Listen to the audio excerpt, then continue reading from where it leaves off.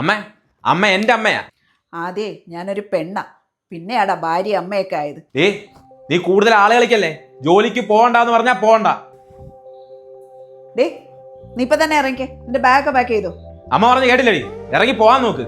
എനിക്ക് മടുത്തമ്മേ.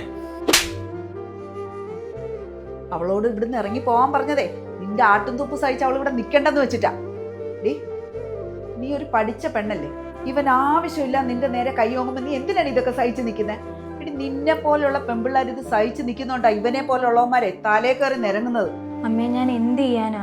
വീട്ടിൽ പറഞ്ഞപ്പോൾ ഇതൊക്കെ സഹിച്ച് ഇവിടെ അഡ്ജസ്റ്റ് ചെയ്ത് നിൽക്കാനാ പറഞ്ഞത്. പിന്നെ അവരെയും കുറ്റം പറയാൻ പറ്റത്തില്ലല്ലോ. എനിക്ക് താഴെ 2 അനിയത്തിമാരല്ലേ. അതുകൊണ്ട് ഇവന്റെ കൈ കൊണ്ട് ചാകാനാണോ നിന്റെ പ്ലാൻ? അമ്മ എൻ്റെ അമ്മയാ, അത് മറക്കണ്ട. ആദ്യേ ഞാനൊരു പെണ്ണ, പിന്നെയാടാ ഭാര്യ അമ്മയൊക്കെ ആയത്. എടാ, നീ ഒരു ആണാണോടാ? നിനക്ക് എങ്ങനെ തോന്നുന്നടാ ഒരു പെണ്ണിനെ കൈ നീട്ടി അടിക്കാൻ? എടാ, നീ എൻ്റെ മോൻ തന്നെയാണോ?